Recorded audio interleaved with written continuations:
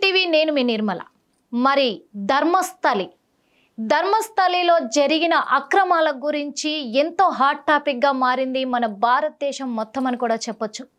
కేవలం ఒక రాష్ట్రానికి సంబంధించిన విషయమే కాదు, అన్ని రాష్ట్రాలకు దేశానికి సంబంధించిన విషయం. ఇది హాట్ టాపిక్గా మారింది. అందులో ఒకటి ప్రజల్లో కూడా చాలా భయాందోళన పుడుతుంది అని చెప్పొచ్చు. ఎందుకంటే ఆ పారిశుద్ధ కార్మికుడు చేసిన సంచలనమైన వాంగ్మూలంతో ప్రజలందరూ భయాందోళనకు గురవుతున్నారు. ఇది నిజమేనా? మరి ఆ పారిశుద్ధ కార్మికుడు చెప్పినవన్నీ చెప్పిన మాటలలో నిజం ఎంతుంది, అబద్ధం ఎంతుంది, దీని వెనకాల ఎవరుండి నడిపిస్తున్నారు, ఇన్ని సంవత్సరాల తర్వాత ఎందుకు రియలైజ్ అయ్యాడు, ఇవన్నీ కూడా అడిగి తెలుసుకోవడానికి ఈరోజు మన హిట్ టీవీ స్టూడియోలో మన ముందున్నారు ఆస్ట్రో సైకాలజిస్ట్ ఎస్వి నాగనాథ్ గారు ఉన్నారు. అడిగి తెలుసుకునే ప్రయత్నం చేద్దాం. నమస్తే సార్. నమస్తే నిర్మల గారు. ఎలా ఉన్నారు sir? With all your wishes I am fine.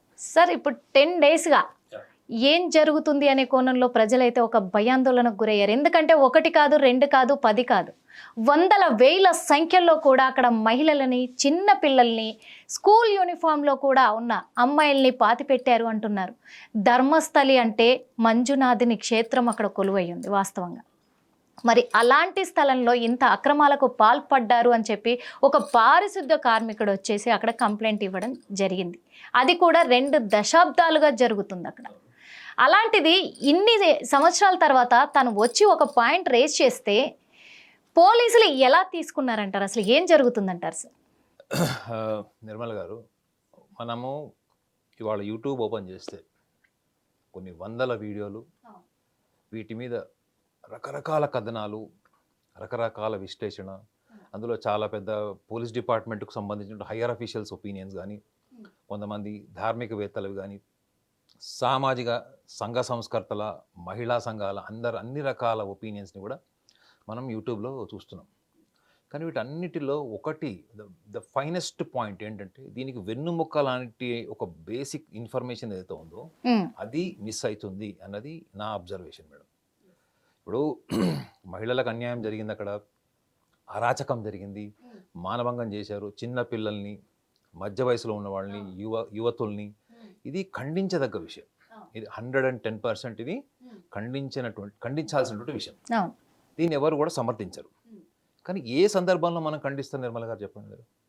మీరు కూడా ఒక క్రైమ్ రిపోర్టర్. నిజంగా సాక్ష్యాలు ఉంటేనే దాన్ని ఖండిస్తాము. ఇంకొకటి ఏంటంటే, తను చెప్పిన మాటల్లో ఇది నిజమా అబద్ధమా అనే కోణంలో అనుమానాలు వ్యక్తమవుతున్నాయని కూడా చెప్పొచ్చు సార్. ఎందుకంటే తను చెప్తున్న ఈ క్రైమ్ ఏదైతే ఉందో, నేను తీసుకెళ్ళాను, నేను పాతి పెట్టాను, నా ఫ్యామిలీని బెదిరించారు, నన్ను బెదిరించారు అని చెప్పేసి చెప్తూ ఉన్నాడు కార్మికుడు మాత్రము. కానీ నేను తీసుకెళ్ళి పాతి పెట్టాను అని అంటే నదీ తీరాన, అది కూడా నదీ తీరాన అటవీ ప్రాంతంలో పాతి పెట్టాను అంటే అది ఒక్కరికే సాధ్యం అవుతుంది అంటారా? నిర్మల్ గారు, మీరు కూడా క్రైమ్ రిపోర్టర్ కాబట్టి నేను మిమ్మల్ని కూడా ఒక ప్రశ్న అడుగుతాను. అడగండి సార్. నేను చేశాను, నేను పాతి పెట్టాను, నేను కాల్చాను అంటే ఒక బరియల్ ఒకటి, క్రిమేషన్ ఒకటి, రెండు. ఒకటే పూడ్చిపెట్టడం అయితే, ఒకటేమో కాల్ చేయడం 2 చేశానని చెప్తున్నాడు. ఒక వ్యక్తి ఒక శవాన్ని తీసుకెళ్ళి ఖననం చేయాలంటే చిన్న పిల్లలు అయితే చేయగలుగుతాడేమో బహుశా. ఇది మనం భుజం మీద తీసుకొని వెళ్ళి ఖననం కానీ లేకపోతే వాళ్ళకి ఏమైనా క్రిమేషన్ చేయడానికి పాసిబుల్ ఉంటుంది, చిన్న పిల్లలు అయితే. ఇక్కడ గమనించాల్సిన విషయం ఏంటంటే, అందులో అన్ని మానభంగాలు జరిగినాయి, అనేక రకాలుగా శరీరాల మీద మరకలు ఉన్నాయి, ఘాట్లు ఉన్నాయి, వాళ్ళ సీక్రెట్ పార్ట్స్లో ఏమున్నాయో చెప్పాడు. అది మనం చర్చించుకోలేము. అయితే ఇంత జరిగిన తర్వాత ఒక ఇన్వెస్టిగేటివ్ ఇన్ఫర్మేషన్ ఏంటి తెలుసా మేడం? ఒక 4 క్రిమినల్స్ కలిసి ఒక అమ్మాయిని బలాత్కారం చేశారు. ఆ 4 ఆమె బలాత్కారం చేసి చంపేసిన తర్వాత ఆ డెడ్ బాడీ తీసుకొచ్చి ఇతనికి ఇవ్వాల్సిన అవసరం ఏముంది? ఒక రకంగా వాళ్ళ మొహాలు చూపించినట్టే ఆ సీక్రెట్ బయటపెట్టినట్టే. ఇప్పుడు అడవిలో పూడ్చిపెట్టేటప్పుడు ఇతని పర్మిషన్ తీసుకోవాల్సిన అవసరం ఏంటి? నదీ ప్రాంతంలో పూడ్చిపెట్టేటప్పుడు ఇతని పర్మిషన్ తీసుకోవాల్సిన అవసరం ఏంటి? ఇప్పుడు క్రిమినల్ మేడం, వాడు శవం అక్కడ పడేసి వెళ్ళిపోతాడు, లేదా వాడు ఆధారాలు దొరకదని కాల్ చేస్తాడు, లేదా పూర్తి చేస్తాడు. కానీ ఈ యొక్క వ్యక్తి అంటే ఇప్పుడు ఐఎస్ఐ మార్క్ వేసినట్టు ఇతన్ని తీసుకోవాల్సినటువంటి అవసరం ఏమొచ్చింది అన్నది కూడా మనం చర్చించుకోవాలి. ఎందుకంటే ఇవాళ సోషల్ మీడియా ఒకటే మేడం, 80% మీకు ఎలక్ట్రానిక్ మీడియా అంతా కూడా రాజకీయ పార్టీలకి కుమ్మగాస్తున్నాయన్న సంగతి జగమెరిగిన సత్యం. అవును. ఒక సోషల్ మీడియాలో ఏంటంటే ఒక సామాన్యుడికి భయభ్రాంతులు కాకుండా మీరే అన్నారు, ఇప్పుడు రేపు పొద్దున ధర్మస్థలానికి వెళ్ళడానికి ఎవడన్నా ధైర్యం చేస్తాడా? మహిళలు ధైర్యం చేస్తారా? అక్కడ సెక్యూరిటీ ఏముంది, సీసీ కెమెరాలు ఏమన్నటువంటి స్థాయికి వాళ్ళ ఊహాగాలని వెళ్ళిపోయినప్పుడు, అదే కాకుండా అక్కడ ఉన్న ప్రజలు కూడా ఇప్పుడు వేరే రాష్ట్రాలకు తరలి వస్తున్న పరిస్థితులు ఏర్పడ్డాయి. అయితే మేడం ఇప్పుడు ఇతన్ని మనం అడగాల్సిన ప్రశ్న ఏంటంటే, ఇతను ఒక్కడే ఇంతమంది శవాలు పూడ్చాడా? Point number 1. లేదు ఒక ఇద్దరు కలిసి పూడ్చారా, లేకపోతే ముగ్గురు కలిసి ఇతని టీం ఉందా? ముగ్గురు కలిసి టీం ఉన్నప్పుడు ఆ ముగ్గురు ఎవరు? ఇతను కాకుండా ఉన్న రెండో వ్యక్తి ఎవరు, మూడో వ్యక్తి ఎవరు? That is very important. ఈ వ్యక్తుల పేర్లు ఎందుకు రావట్లేదు? కేవలం ఇతను ఒక్కడే మాస్క్ వేసుకొని పోలీస్ స్టేషన్కి వచ్చి తన అంతా హంగామా చేసి చివరికి ఒకటి తను రావడానికి ముందు కూడా ఎక్కడైతే చివరిగా స్కూల్ యూనిఫామ్తో ఒక పాపని సమాధి చేశాడో అది తవ్వి ఆ ఎముకలన్నీ, అంటే ఒక అస్థిపంజరం లాగే ఎముకలన్నీ కూడా బ్యాగ్లో వేసుకొని పోలీసుల దగ్గరికి వెళ్ళడం, ఇది నమ్మొచ్చంటారా? ఇక్కడ ఇంకో కొంచెం ఒక్క విషయం మీకు లోతుగా చెప్పాలి మేడం. వెళ్ళినట్టు ఇప్పుడు అతన్ని ఫస్ట్ సమాజం ప్రశ్నించింది, మీడియా ప్రశ్నించింది, చివరికి పోలీసు వర్గాలు కూడా ప్రశ్నించింది ఏంటంటే, ఇన్ని రోజులు అజ్ఞాతంలో ఎందుకున్నావు నువ్వు, మరి అప్పుడే ఎందుకు చెప్పలేదు నువ్వు అన్నప్పుడు అతను ఇమ్మీడియట్గా ఆత్మరక్షణలో ఒక సమాధానం ఏం చెప్పాడంటే, నన్ను బెదిరించారు, నన్ను చంపేస్తున్నారు, నువ్వు వెనక నేను చెప్పిన పని చేయకపోతే రేపు పొద్దున నీ ఫ్యూచర్ కూడా ఇదే, ఈ భూమిలోనే ఎక్కడొక్కడ నువ్వు కూడా పూడ్చబడతావు అని చెప్పారు. ఇప్పుడు ఇన్ని సంవత్సరాల తర్వాత ఒక వ్యక్తి నువ్వు ఎందుకు దాక్కున్నావు అంటే కామన్గా చెప్పేటువంటి కారణం ఏంటంటే, నన్ను కూడా బెదిరించారు, ఆ వ్యవస్థలో నన్ను కూడా ఇరికిస్తారన్న భయంతో నేను పారిపోయానను, లేకపోతే అక్కడ వాళ్ళని ఎదుర్కోలేక నేను వెళ్ళిపోయాను అని చెప్పడం అన్నది అతను నిజంగా అంత నిజాయితీగా అంత హానెస్ట్గా చెప్పినట్టయితే అది లేదు. ఎందుకంటే అక్కడ అతను భయపడ్డాడు, భయభ్రాంతులయ్యాడు అన్నప్పుడు ఫస్ట్ మీరు భయపడేది మిమ్మల్ని చంపుతారన్న దానికి కాదు మేడం. మీరు ఏ రకంగా ఎంత హేయమైనటువంటి ఎంత దౌర్భాగ్యపు స్థితిలో ఉన్న శవాన్ని చూసినప్పుడు ఫస్ట్ మీకు భయం వస్తుంది. ఒక చిన్న ఎగ్జాంపుల్ చెప్తా. ఒక మీరు నా ప్రొఫెషన్ మీకు తెలుసు కాబట్టి, అసలు ఒక డెడ్ బాడీని చూస్తేనే మనిషికి ఒక భయము, ఆందోళన, అది కూడా ఏంటి మేడం, అన్ఐడెంటిఫైడ్ డెడ్ బాడీ. అది ఇప్పుడు నీ జాబ్ అదే అయ్యుండొచ్చు, నీ వృత్తి అదే అయ్యుండొచ్చు, నీకు గవర్నమెంట్ పేమెంట్ అదే ఇస్తుంది, దానివల్ల అంటే అప్పుడే భయపడి పారిపోవచ్చు కదా అనేది కూడా ఒకటి. అది కాకుండా అబ్నార్మల్ డెడ్ బాడీ మేడం. ఇప్పుడు నార్మల్గా చనిపోయిన వాళ్ళు హార్ట్ అటాక్తో చనిపోయారు, ఏదైనా వయసు వచ్చి చనిపోయారు, అది వేరే విషయం. ప్రతి డెడ్ బాడీని అతను అబ్నార్మల్ కండిషన్లోనే చూశానని చెప్పాడు. కొన్ని శవాలు అయితే అసలు మొహం కాల్చేసినాయి, ఆర్గన్స్ కూడా తీసేశారని చెప్పాడు. సో అతను చదువుకి, అతనికి ఉన్నటువంటి నాలెడ్జ్కి, అతనికి ఉన్నటువంటి ఎక్స్పీరియన్స్కి, అతను చదివిన చదువు, యూనివర్సిటీ కానీ చదువులు, వీటన్నిటికీ సంబంధం లేనటువంటిది కేవలం అనుభవంతో వృత్తిపరంగా ఉద్యోగం చేరిన తర్వాత చేసినటువంటి పనులు అవి, అవునా కదా? అవన్నీ ఉద్యోగం చేరిన తర్వాత తప్పనిసరి అతని బాధ్యత అది. ఉరి వేసేవాడు కూడా వాడు బాధ్యత వేస్తాడు తప్ప ఆ ఉరి వేసేవాడిని కక్షతో వేయడు, కేవలం బాధ్యత. అంత అబ్నార్మల్ స్టేజ్లో డెడ్ బాడీస్ని చూసిన వాళ్ళు ఎంత షాక్లో ఉంటారు అన్నది ఎందుకు ప్రశ్నించట్లేదు?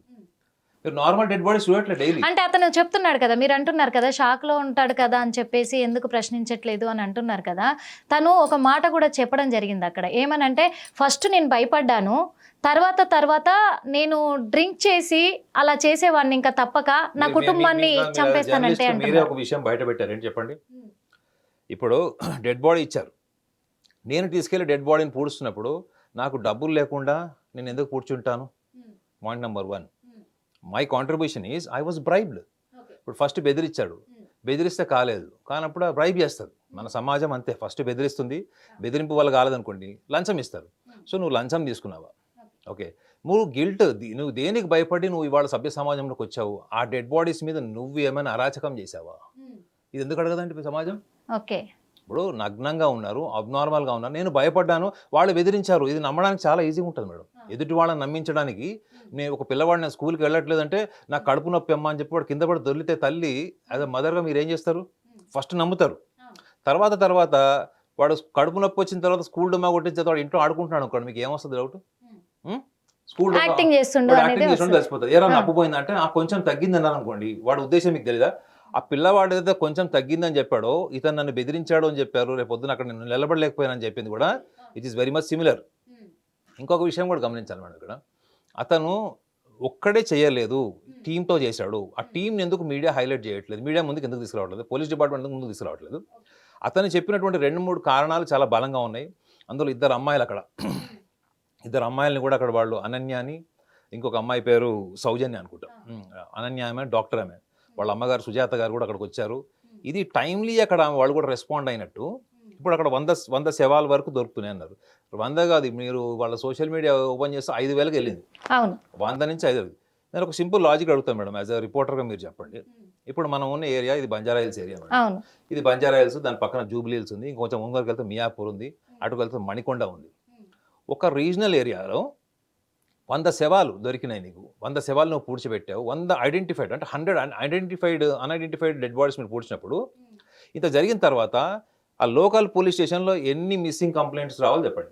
ఇంకొక విషయం కూడా పాయింట్ నెంబర్ ఏంటంటే ఎన్ని మిస్సింగ్ కంప్లైంట్స్ రావాలి. Only Banjara Hills, only Miyapur, only Kondapur or only Madapur అనుకుందాం కాసేపు. అలాంటప్పుడు ఆల్రెడీ మీడియాలో వచ్చినటువంటి హైప్ ఏదైతే ఉందో 500 శవాలు, కనీసం మేడం ఒక రెవల్యూషన్ ఏంటంటే అక్కడ గవర్నమెంటే ఇనిషియేట్ చేసి ఇప్పుడు ఆల్రెడీ తవ్వకాలు స్టార్ట్ చేసినప్పుడు మీకు మినిమం ఒక 25 నుంచి 50 కంప్లైంట్స్, మా అమ్మాయి తప్పిపోయింది, మా అమ్మాయి తప్పిపోయింది. మేడం ఆంధ్రప్రదేశ్లో తప్పిపోయిన అమ్మాయిలు కూడా అక్కడ చనిపోయి ఉండొచ్చు. కర్ణాటక బార్డర్లో ఎక్కడున్నా కానీ, లేకపోతే వేరే ప్రాంతాల నుంచి అక్కడికి వచ్చి అక్కడ వలస వచ్చిన వాళ్ళు, లేకపోతే అక్కడ టైంలో అక్కడికి వచ్చిన వాళ్ళు, లేదా వాళ్ళు ఎక్కడో అక్కడ వాళ్ళు తలదాచుకుంటుంటే వాళ్ళు అక్కడ తీసుకొచ్చి ఇక్కడ చంపి కూడా ఉండొచ్చు. అంటే ప్రజలకు ఇక్కడ ఒక చిన్న అనుమానం కూడా వ్యక్తమైంది సార్ ఈ మధ్య. ఎందుకంటే ఇప్పుడు ఈ సంఘటన జరిగి కూడా 10 రోజులకు ఎక్కువ అవుతుంది తను చెప్పి కూడా. కానీ ఎక్కడ అనుమానం వ్యక్తం అవుతుందంటే ఇప్పుడు ఈ 2 దశాబ్ద కాలం అంటే 20 సంవత్సరాలల్లా ఇన్ని వేల మృతదేహాలను చంపే అవకాశం ఉందంటారు. ఎందుకంటే ఒక రోజేమో 100 అన్నారు, తర్వాత వచ్చేసి 500 అన్నారు, ఇప్పుడు 5,000 దాకా వెళ్ళిపోయింది. అంటే 5,000 మందిని పాతి పెట్టే అంత స్టామినా తనకు ఉందంటారా, లేకపోతే చంపే అంత ఇది వీళ్ళకు ఉందంటారా? అంత ధైర్యం చేయగలరంటారా? సాధ్యమే అంటారా అసలు? కాదు మేడం, ఇందులో మీకు చూస్తే ఒకటి అర్థం చేసుకోవాల్సిందంటే ఇది ధర్మస్థలం దగ్గర జరిగింది కాబట్టే ఐ క్యాచింగ్ అయింది. మీరు నదికి అటువైపు, లేకపోతే అది ఇంకొక కర్ణాటకలో ఇంకొక ప్రాంతంలోనూ, ఇప్పుడు ఈ 75 కిలోమీటర్లు ఉంటుంది సుమారు మైసూర్ నుంచి మీరు క్యాల్కులేట్ చేస్తే, ఆ దారిలో ఎక్కడో ఫారెస్ట్లో జరిగింది అనుకుంటే అసలు ఇది న్యూసే కాదు. ఫస్ట్ ఆఫ్ ఆల్ ఇందులో మీకు మఠాల యొక్క ఆధిపత్యపు రాజకీయం ఉందా అనే కోణం కూడా మీరు ఆలోచించాలి. ఇప్పుడు అదే నేను ఇండైరెక్ట్ గా అడిగాను. ఇప్పుడు చూడండి మేడం, ఇప్పుడు సుమారు 18 ఏళ్ళు అయిపోయినాయి, 16-18 ఏళ్ళు అయిపోయినాయి. ఈ 16-18 ఏళ్లలో ఇప్పుడే ఎందుకు కొత్తగా ఈ విషయం మీద ఇన్వెస్టిగేషన్ జరుగుతుంది? ఎందుకు జరుగుతుంది? అక్కడ మీకు చూడండి, మీకు అక్కడ మనం అనకూడదు కానీ అక్కడ కూడా లింగాయత్స్ ఉన్నారు, వక్రలింగాయత్స్ అని 2 మఠాలని. వీళ్ళది చాలా డామినెంట్ పొజిషన్ ఉంటుంది అక్కడ. వీళ్ళ కమ్యూనిటీ నుంచే ఎక్కువగా ముఖ్యమంత్రులు అయ్యారు అని కూడా ఒక చర్చ ఉంది. ఇప్పుడు ఉన్నటువంటి అక్కడ సీతారామయ్య ఎవరైనా ఇప్పుడు ముఖ్యమంత్రి ఇప్పుడు ఇతను మాత్రం ఈ 2 సంఘాలకు సంబంధించిన వ్యక్తి కాదు. కాబట్టి ఇదంతా చేయిస్తున్నారు, ఎవరో వెనక నుంచి కాన్స్పిరసీ ఉంది. అంటే ఇవన్నీ పోలీస్ ఇన్వెస్టిగేషన్లో రేపు బయటపడతాయి అనుకోండి తప్పకుండా. ఇది కాన్స్పిరసీ ఉంది. సో కాబట్టి ఇది కొంత మఠాల ఆధిపత్యపు రాజకీయం అయితే దానికి లోకల్ పొలిటికల్ సినారియో లేదా పొలిటిసైజింగ్ కూడా యాడ్ అయింది అన్న కోణం కూడా ఉందంటారా? ఉండొచ్చు, లేకపోతే ఇప్పుడు అంటే ఏ ఆధారాలతో మీరు చెప్తున్నారు? అంటే ఎవిడెన్స్ అంటే చూడండి మేడం, ఎవిడెన్స్ని మనం ఎట్లా తీసుకుంటామంటే ఇప్పుడు అతను సడన్గా లైమ్ లైట్లోకి వచ్చి చెప్పాడు. ఫస్ట్ అతను ఇచ్చినటువంటి ఒక్క స్టేట్మెంట్ వల్ల ఇంత హవాక్ వచ్చింది, అంటే ఇంత న్యూస్ అయింది ఇది, అవునా? కానీ అతను ఒక్కడిని ఎందుకు తీసుకొచ్చింది? అతనితో పాటు ఒక టీం ఎందుకు రాలేదు? పాయింట్ నెంబర్ 2 ఏంటి తెలుసా మేడం, మీరు మార్చరీలో పనిచేసే వాళ్ళని, ఈ శానిటైజేషన్ వర్క్ చేసే వాళ్ళని, ఈవెన్ మీరు చాలామంది బిలో లేబర్ క్లాసెస్ వర్క్ చేసే వాళ్ళకి ఒక కామన్ అవిగేషన్ ఉంటుంది. ఏంటది? ఆల్కహాల్ అవిగేషన్ అడిక్షన్ ఉంటుంది. సో ఒక ఆల్కహాల్ అడిక్షన్ ఉన్న ఇతని గురించి లోకల్గా ఎవరో ఇన్ఫర్మేషన్ చేస్తే, ఇతనితో కలీగ్స్ని ఎవరినో ఎంక్వైరీ చేస్తే అతను ఎప్పుడు తాగుబోతుడు అన్నటువంటిది ఒక చాలా రెక్లెస్ స్టేట్మెంట్ ఇచ్చారు. వాడవాడ తాగుబోతుడు అనేటువంటి రెక్లెస్ స్టేట్మెంట్ ఇచ్చినటువంటి కూడా మీడియాలో వచ్చింది. సో ఇప్పుడు ఇందులో చూడాల్సిన కోణం ఏంటి తెలుసా మేడం, నువ్వు 100 శవాలు చూసావు అనుకుందాం, కానీ మీడియాలో వచ్చిన 500 శవాలు పక్కన పెట్టి 100 శవాలు చూసావు. ప్రతి డెడ్ బాడీని నువ్వు చేసే జాబ్ అదే. శవాలు వస్తే నువ్వు పూడుస్తావు, లేదా కాలుస్తావు, క్రెమేషన్ చేస్తావు. కానీ శవము హత్య గావింపబడింది, మానభంగం చేయబడిన శవము అనుకున్నప్పుడు నీ ఆలోచన నార్మల్గా ఉండదు మేడం.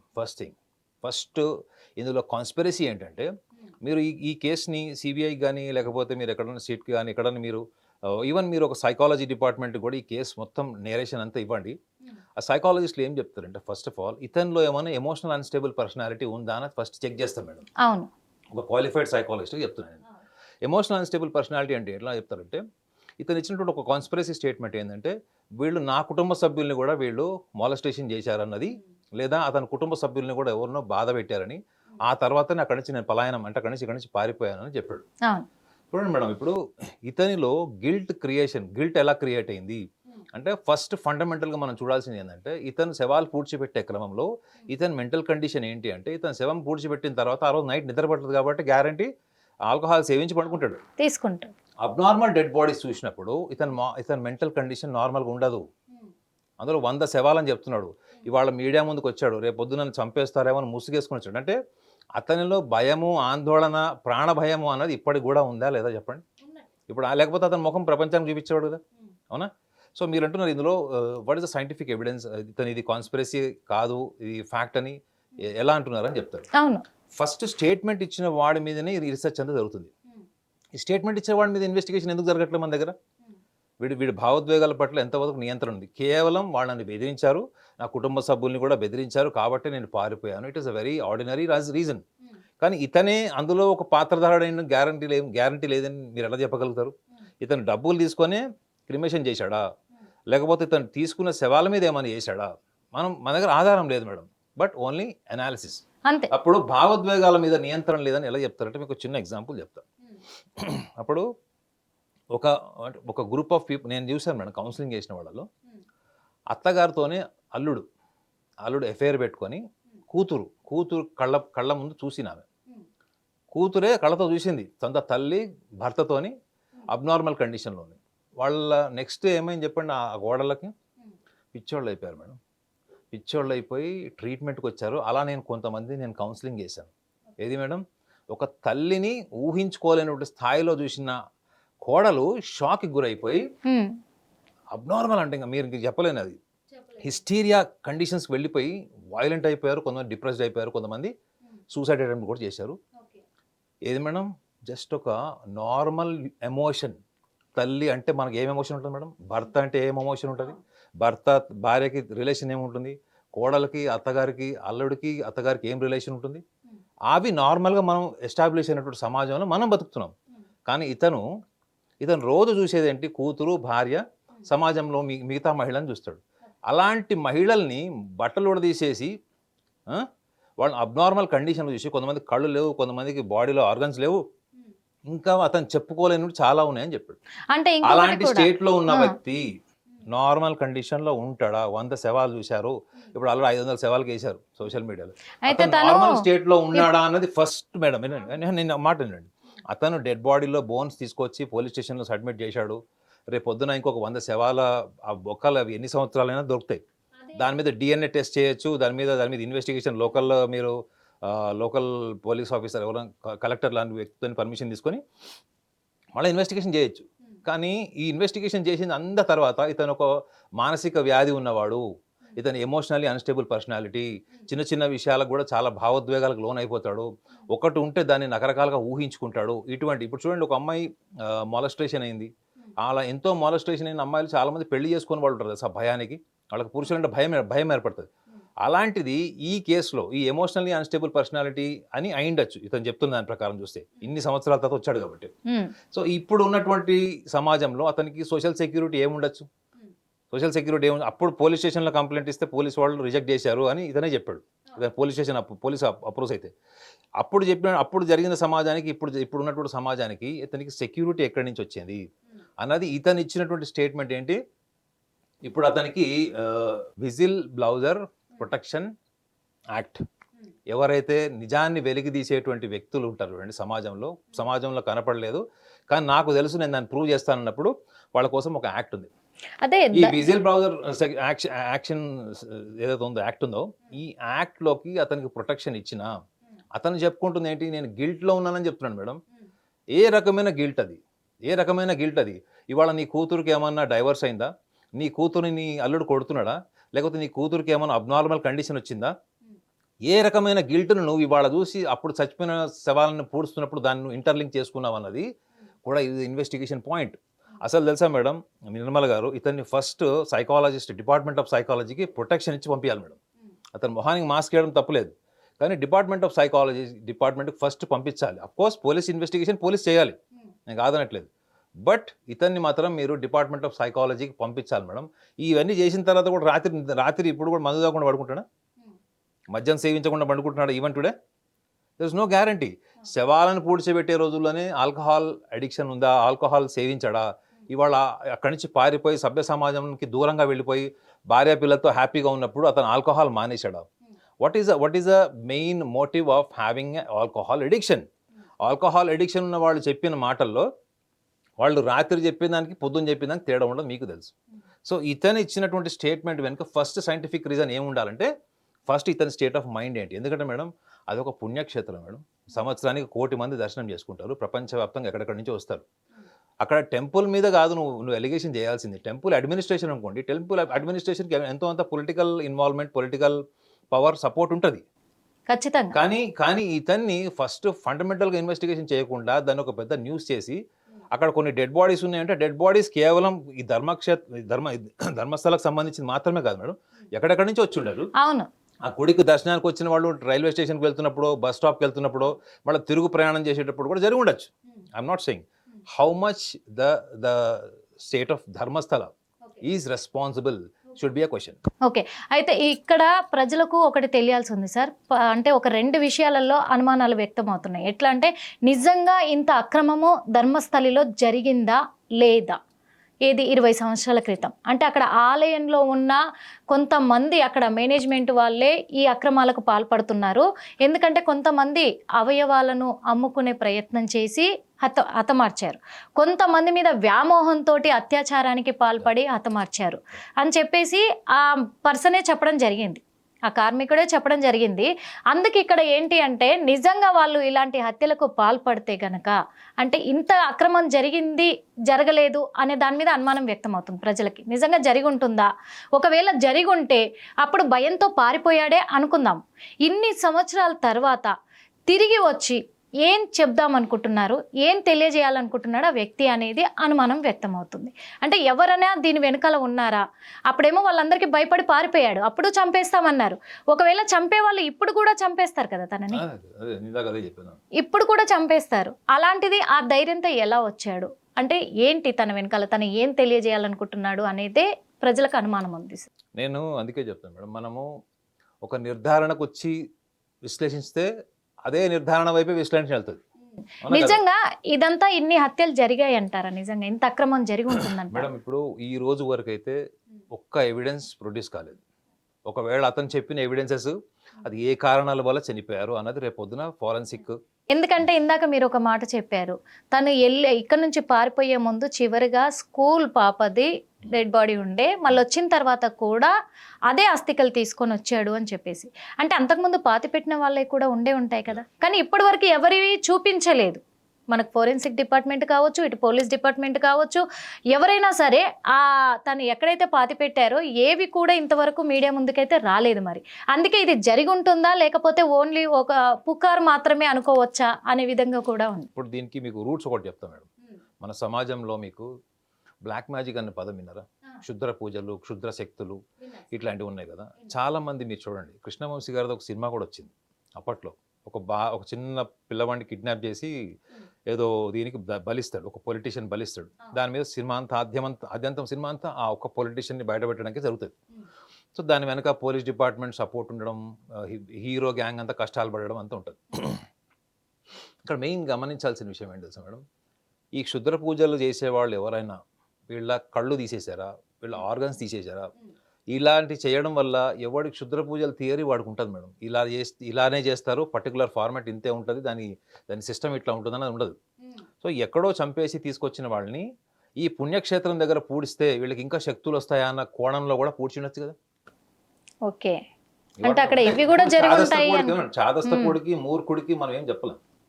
వాడు కూడా గురువు చెప్పాడని చెప్తాడు. అరే గురువు చెప్తాడు అన్నమాట, నువ్వు ఒక బాలికని, అంటే మైనర్ బాలిక కాదు, చిన్న బాలిక, ఒక 12 సంవత్సరాల పాపను అనుకోండి, తీసుకెళ్ళి ఆ అమ్మాయి కన్య అయితే నీకు ఇంకా శక్తులు వస్తాయి. ఈ నగ్న పూజలు ఇవన్నీ సభ్య సమాజంలో చూస్తున్నాం. చాలా చదువుకున్న వాళ్ళు, రాజకీయ నాయకులు, ఎలైట్ పీపుల్ కూడా ఫాలో అవుతున్నారు. ఇది దౌర్భాగ్యం. మీరు ఓల్డ్ సిటీకి వెళ్ళండి, ఓల్డ్ సిటీలో శైతాన్ అని చెప్పేసి మీకు వాటర్ తాగిపించి మీరు మళ్ళీ అదే పాప నోట్లోంచి వాటర్ కక్కిస్తే ఒక బ్లాక్ కలర్ది స్టోన్ బయటకు వస్తుంది, శైతాన్ బాహార్ ఆగా అని చెప్తారు, అంటే లోపల ఉన్న శైతాన్. అదే కమ్యూనిటీ వాళ్ళు ముస్లిం ఫ్రెండ్స్, నాకు షియా ముస్లిమ్స్ ఉన్నారు, సున్నీ ముస్లిమ్స్ ఉన్నారు, వాళ్ళు చెప్తారు అంతా బోగస్ అని చెప్తారు. నాకు వాళ్ళు స్నేహితులు చెప్తారు అది బోగస్, వెళ్ళొద్దని చెప్తారు. సో ఇప్పుడు ఎవడి సిద్ధాంతం వాడుకున్నప్పుడు ఇందులో ఎన్ని హత్యలు, ఎక్కడో జరిగిన హత్యలు తీసుకొచ్చి ఇక్కడ పూడ్చి ఉండొచ్చు ఒక కథనం.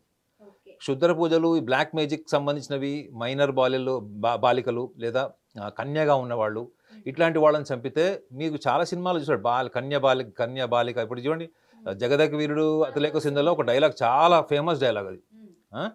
సో ఎందుకు కన్య అన్నప్పుడు, ఇప్పుడు ఏ రాజకీయ నాయకుడు చేశాడా, లేకపోతే ఎవరైనా ఒక సంఘ సంస్కర్త చేశాడా, లేకపోతే ఇంకెవడైనా చేశాడా, దాని వెనక ఎవరున్నారు ఇవాళ అంటే మాత్రం దీని వెనక ఈ కాన్స్పిరసీ యాంగిల్ కూడా ఒకటి చూడాలి మేడం.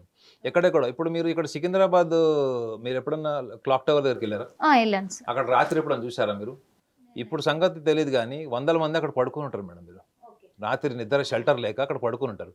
వాళ్ళందరి మీద వాళ్ళ లోకల్ నేటివ్ ప్లేస్లో మిస్సింగ్ కంప్లైంట్స్ లేవా? ఖచ్చితంగా. దీని మీద ఒక ఆర్టికల్ డెక్కన్ క్రానికల్ వచ్చినప్పుడు నా ఒపీనియన్ కూడా తీసుకున్నాను మేడం. ఇలా ఎందుకు చేస్తారు, రన్ అవే ఫ్రమ్ హోమ్ అంటే ఇంట్లో నుంచి అలిగి వెళ్ళిపోయిన వాళ్ళు వీళ్ళందరూ అసంతృప్తి కావచ్చు, ఆర్థిక స్తోమత లేకపోవడం కావచ్చు, రకరకాల కారణాల వల్ల వెళ్ళిపోయినప్పుడు అలాంటి వాళ్ళలో ఆడవాళ్ళు కూడా ఉంటారు మేడం. గుర్తుపెట్టుకోండి, ఇంట్లో గొడవ పెట్టుకోను, లేకపోతే బాయ్ ఫ్రెండ్ నచ్చడను, లేకపోతే ఇంకో ఏదో కారణంతో కూడా వెళ్ళిపోయిన వాళ్ళు కూడా ఉంటారు. సో ఇట్లా అన్ఐడెంటిఫైడ్ అంటే వాళ్ళకి ఎక్కడైతే లోకల్గా వాళ్ళ మీద కంప్లైంట్స్ ఉంటాయి పోలీస్ స్టేషన్లో, ఏమని మా అమ్మాయి తప్పిపోయింది, మా అమ్మాయి వెళ్ళిపోయింది ఇంట్లో నుంచి, మా అబ్బాయి వెళ్ళిపోయాడు, మా ఆయన ఇలా రకరకాలు ఉంటాయి. సో ఇందులో ఈ యాంగిల్ కూడా మనం ఇన్వెస్టిగేషన్ చేయాలి మేడం. ఈ యాంగిల్ ఏంటి, ఇందులో ఎంతమంది మహిళలు, ఇప్పుడు రెండు మూడు కేసెస్ అక్కడ రేప్ కేసెస్ ఐడెంటిఫై అయినాయి, లోకల్ అక్కడ కంప్లైంట్ లాంచ్ చేసినప్పుడు వాటికి కొంచెం సిమిలారిటీస్ అన్ని దగ్గరగా ఉన్నాయి కాబట్టి అది లైమ్ లైట్లోకి వచ్చింది. కానీ అక్కడ ధర్మస్థలం దగ్గర డెడ్ బాడీస్ పూడ్చడం అన్నది ఇతను చెప్పిన కోణం ఒకటే కాదు మేడం.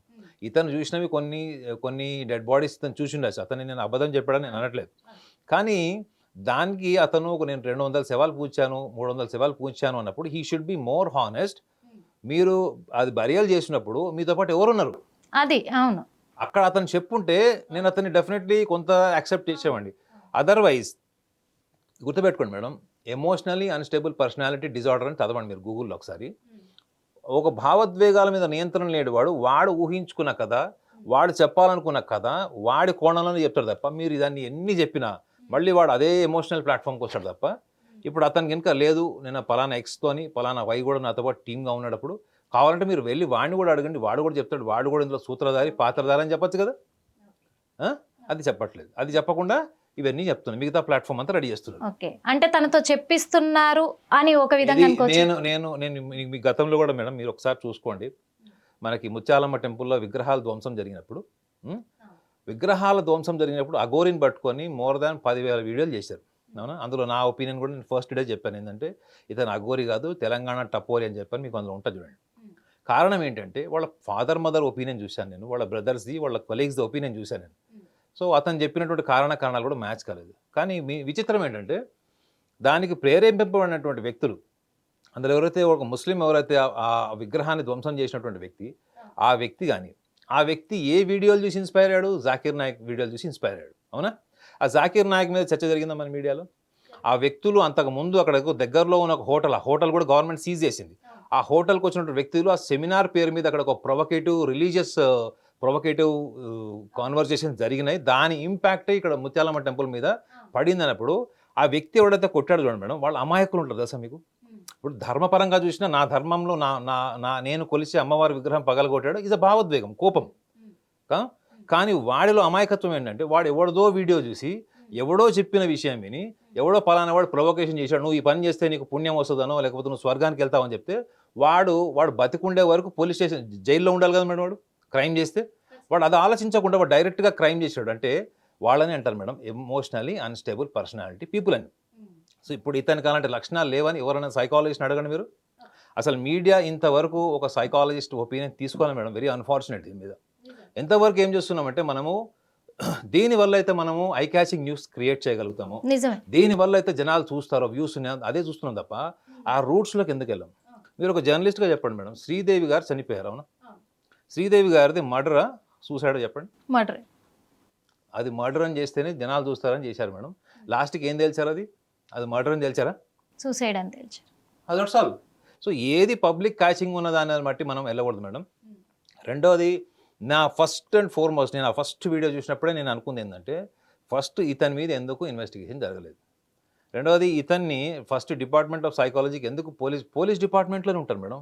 పోలీస్ డిపార్ట్మెంట్లోనే మీరు వాళ్ళకి ప్రొటెక్షన్ ఇచ్చి సైకాలజిస్ట్ని సైకియాట్రిస్ట్ని పిలిపించి వాళ్ళ ఫ్యామిలీ హిస్టరీ చూస్తారు మేడం. మొత్తం ఇతని తండ్రి ఏం చేశాడు, ఇతని భార్యతో జీవితం ఎలా ఉంది, అసలు వీళ్ళ కుటుంబ సభ్యులు హ్యాపీగా ఉన్నారా లేదా, భార్య మీద ఈ కుటుంబంలో ఏమన్నా సమస్యల వల్ల ఏమైనా ఇతను బాగా డిస్టర్బ్ అయిపోయాడా, తను భార్య మీదనో లేదా స్త్రీ వల్ల ఏమన్నా డిస్టర్బ్ అయిన వాడు ఆ స్త్రీని ఎలా చూశాడు, ఆ టైంలో అలా అలా అలా అప్పుడు అలా రియాక్ట్ అయి ఉండొచ్చు. అంటే ఆడవాళ్ళని చూసి ఆనందపడి ఉండొచ్చు లేదా బాధపడి ఉండొచ్చు. కానీ ఆ తర్వాత అది ఏ కారణం వల్ల తన కుటుంబ సభ్యులకు ఏదో అన్యాయం జరిగిందో, లేకపోతే ప్రకృతిబద్ధంగా అంటే విధి వక్రించని అంటారు కదా మన దగ్గర, మా అమ్మాయి హ్యాపీగా లేదు, బహుశా ఇవన్నీ అప్పుడు నేను చేసినందుకే అయినాయి అనేటువంటి గిల్ట్ అనేది చాలా పెద్ద పదం మేడం. ఎందుకంటే ఆ లెవెల్ శవాలు పూడ్చిన వాడు గిల్ట్ ఫీల్ అయ్యేవాడు, వాడు ప్రాణభయం ఉండదు మేడం. వాడు చనిపోయినా పర్లేదు, నేను సమాజం ముందు నుంచుంటాను, నాకు దమ్ముంది, నేను ఫేస్ చేస్తాను అనే స్థాయికి వెళ్ళేవాడు నిజంగా రియలైజ్ అవ్వాలన్నా ఇన్ని సంవత్సరాలు పట్టదు కదా, ఎప్పుడు రియలైజ్ అయ్యాడు మేడం. రియలైజేషన్ అంటే, గిల్ట్ అంటే ఏదో మనం సోషల్ మీడియాలో ఒక టైటిల్ పెట్టుకోవడం కాదు మేడం. అది గిల్ట్ అంటే అన్ని శవాలు పూడ్చినవాడు, అంతమందిని అంత అబ్నార్మల్గా చూసినవాడు, మహిళల్ని చూసినవాడు, వాడికి కూడా ఒక స్టేట్ ఆఫ్ మైండ్, వాడికి ఒక కండిషన్, సైకలాజికల్ బ్రేకప్ ఉంటుంది, వాడు కూడా మెంటలీ డౌన్ ఉంటాడు, పానిక్ అయిపోయి ఉంటాడు. సో వాళ్ళకి కూడా నువ్వు ఎటువంటి మానసిక స్థితిని అతను కుటుంబం నుంచి తీసుకొచ్చాడు, కుటుంబ నేపథ్యం ఎలా ఉంది, అతను గతంలో ఏమన్నా అబ్నార్మల్గా ఏమన్నా చూశాడా, కుటుంబంలో ఏమన్నా భార్య బాధితుడా, తల్లి బాధితుడా, తల్లి భర్తతో ఎలా ఉంది, తండ్రితో ఎలా ఉంది మేడం, ఇవన్నీ చూస్తారు మేడం. గుర్తుపెట్టుకోండి. మీరు అపరిచితుడు అని ఒక సినిమా వచ్చింది కదా, ఆ సినిమాలో అది రియల్ స్టోరీ మేడం, ఒక నావల్ రాశారు. అపరిచితుడు సినిమాలో హీరో క్యారెక్టర్ ఉంది చూడండి, అది యూరోప్లో ఒక జైల్లో ఒక అమ్మాయి ఎవరు మగవాళ్ళు వచ్చినా కొట్టేది. ఒక డాక్టర్ వచ్చి ట్రీట్మెంట్కి వచ్చేవాడు అనమాట హాస్పిటల్లో. అందరికి ట్రీట్మెంట్కి వచ్చినప్పుడు ఆ డాక్టర్ని కొట్టడానికి వచ్చింది. అప్పుడు ఆ డాక్టర్ కూర్చొని ఆ కేసు మీద ఇన్వెస్టిగేషన్ చేస్తే తెలిసింది ఏంటంటే, ఆ డాక్టర్ ఏజ్ వాళ్ళ ఫాదర్ ఏజ్ ఒకటే. ఆ అమ్మాయిని తండ్రి చిన్న పిల్లగా ఉన్నప్పుడు కొన్ని వందల సార్లు మోలెస్టేషన్ చేశాడు, రేప్ చేశాడని ఉంది. సో అక్కడి నుంచి ఆమెలో స్ప్లిట్ పర్సనాలిటీ డెవలప్ అయింది ఎక్స్ట్రీమ్ వల్ల. సో ఇలాంటి కేసెస్లో కూడా అటువంటి కోణం ఉండదని ఎట్లా చెప్తారు మేడం మీరు చెప్పండి. రేపు పొద్దున ఇవన్నీ డిస్ప్రూవ్ అయినా అనుకోండి మేడం, ఇతను చెప్పిన వాటికి ఇతను చెప్పినటువంటి కథనాలకి అక్కడ వాస్తవం మ్యాచ్ కాలేదు అనుకున్నాయి, అప్పుడు ఏం దొరుకుతుంది చూడండి చెప్పండి. అప్పుడు అప్పుడు అప్పుడు అప్పుడు నిందలు మోపిన వాళ్ళు, నింద వేసిన వాళ్ళు వీళ్ళంతా బాధ్యత తీసుకుంటారా? తీసుకోరు.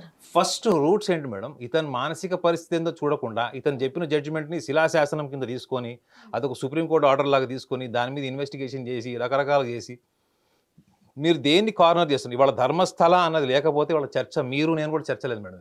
అదొక అడవిలో జరిగింది, అది కూడా డిజైన్. ఎందుకంటే ఆ ధర్మస్థల అనే దానికి ఎంతో ప్రత్యేకత ఉంది, ప్రాముఖ్యత ఉంది. అక్కడ కొన్ని కోట్ల మంది భక్తులు ఆ ధర్మస్థలానికి సంబంధించినటువంటి అడ్మినిస్ట్రేషన్ ఇన్వాల్వ్మెంట్ ఉందా లేదా అన్నది కూడా నిగ్గుదేలాలి. రెండోది, ధర్మస్థలానికి సంబంధించినటువంటి ఏరియాలో ఎందుకు డెడ్ బాడీస్ పూడ్చాడు అన్నది కూడా నిగ్గుదేలాలి. దీంతోపాటు దీన్ని ఎందుకు ధర్మస్థలం కిందికి ఎందుకు తీసుకొస్తున్నారు, ధర్మస్థలం యాజమాన్యం, అడ్మినిస్ట్రేషన్ అనండి, స్టాఫ్ అనండి, ఇంకా ఏమన్నా అనండి, ఎందుకంటే మీ దగ్గర ఇప్పుడు ఎవిడెన్సెస్ లేవు కాబట్టి. Why you wanted to corner Dharmasthala? అదొక పెద్ద పుణ్యక్షేత్రం, అది మంజునాథ టెంపుల్, అవునా, 1 కోటి మంది సంవత్సరానికి మినిమం దర్శించుకుంటారు అక్కడ. అలాంటప్పుడు ఎందుకు దాన్ని వివాదాస్పదం చేస్తున్నారు? అక్కడ దాకా ఎందుకు మేడం? ఇప్పుడు మీరు నా కళ్ళ ముందు మీరు గూగుల్లో కొట్టండి, మదర్సాస్లో ఎంత హెరాస్మెంట్ జరుగుతుందో చూడండి. చివరికి బెంగళూరులోనే మదర్సాలో ఒక రీసెంట్గా ఫాదర్ వెళ్ళి అక్కడ ఉన్నటువంటి ముల్లాను కొడుతున్న వీడియో నేను మొన్ననే చూశాను. ఎందుకు కొడుతున్నాడు? ఈ ముల్లాలు అక్కడ లోపల ఉన్నటువంటి ప్రీస్టులు ట్రైనింగ్ ఇవ్వాల్సిన వాళ్ళు, వీళ్ళు ఆ పిల్లల్ని మాట వినట్లేదని కొట్టేవాళ్ళు, మాలెస్టేషన్ చేసేవాళ్ళు, వాళ్ళతో అబ్నార్మల్గా బిహేవ్ చేసేవాళ్ళు కొన్ని వందల వీడియోలు ఉన్నాయి. అట్లా అని చెప్పి మీరు రిలీజన్ని బ్లేమ్ చేయలేరు కదా మేడం. రిలీజన్ని, వాళ్ళ రిలీజన్ బిలీఫ్ని, వాళ్ళ బుక్స్లో ఏముందని మీరు బ్లేమ్ చేయలేరు. Only some people are perverted. So this perversion is not necessarily this belongs to one particular religion. Any religion, any religious practices, I'm not saying religion, any religious practitioner can be perverted. So అటువంటిది ఈ అడ్మినిస్ట్రేషన్లో లేదు, ఆ అడ్మినిస్ట్రేషన్లో ఉంది అని మనం చెప్పలేము. కాకపోతే ఇతను ఇచ్చినటువంటి స్టేట్మెంట్ని మళ్ళీ పునర్పరిశీలించుకోవాల్సిన అవసరం ఉంది. కేవలం మీరు ధర్మస్థలం లేదా అక్కడ ఉన్న ప్రాంగణం, నదీ తీరం, వాటిని మీరు బ్లేమ్ చేయాలనుకుంటే, ఇక్కడ ఎన్నో శవాలు పూడ్చిపెట్టిన వాళ్ళు ఇతని సపోర్ట్ ఎందుకు తీసుకున్నారు ఇక్కడ అది that is very very vital point madam. ఒక నలుగురు కలిసి ఒక అమ్మాయిని మర్డర్ చేసి రేప్ చేసిన వాడు ఎక్కడైనా పూడ్చిపెట్టచ్చు, రైల్వే ట్రాక్ మీద డెడ్ బాడీ పడేయచ్చు, లేకపోతే ఇంకెక్కడైనా తోసేయచ్చు. వాడు ఇతన్నే తీసుకొని వెళ్ళి అతన్ని పూడ్చిపెట్టడంలో ఇతను పూడ్చిపెడితే చేసిన పాపం పోతుంది అనుకున్నారు వాళ్ళు? చెప్పండి, ఒక్క లాజికల్ రీజన్ చెప్పండి మేడం. అంత క్రైమ్ చేసిన వాడు, అసలు ఆ పిల్లని అంత అబ్నార్మల్గా చంపేసిన వాడికి ఏం మానవత్వం ఉంటుందండి? వాడు డెడ్ బాడీ ఆడ పడేసిపోతాడు. ఇతని దగ్గర తీసుకొచ్చి ఇతనికి డెడ్ బాడీ ఇచ్చి పూడ్చిపెట్టమని ఎందుకు చెప్పండి అసలు? ఇంకొకటి మీరు చెప్తున్నట్టుగా ఇప్పుడు కొన్ని ఇక్కడ ఒక అనుమానము రావచ్చు కూడా. ఎందుకంటే ఇప్పుడు మీరు చెప్పారు నిజమే, అప్పుడు తను డబ్బులకు ప్రలోభపడవచ్చు, లేదా అతన్ని బెదిరించారా? సెకండ్ వే అయితే మేడం సైకాలజిస్ట్ ఇంకోటి కూడా చెప్తాడు, నువ్వు ఏం చేసావు డెడ్ బాడీస్ తో? ఫిడోఫిలియా, అదే అంటున్నారు, చైల్డ్ అబ్యూస్ ఉంటారు అన్నమాట, చిన్న పిల్లల్ని చేసేది ఉంటుంది. సైకాలజీలోకి వెళ్తే మీరు చాలా పాయింట్స్ వస్తాయి. అంటే ఇన్ని సంవత్సరాలు భయపడి పారిపోయిన అతను ఇప్పుడు మళ్ళీ వచ్చాడు అని అంటే తనని ఒక రకంగా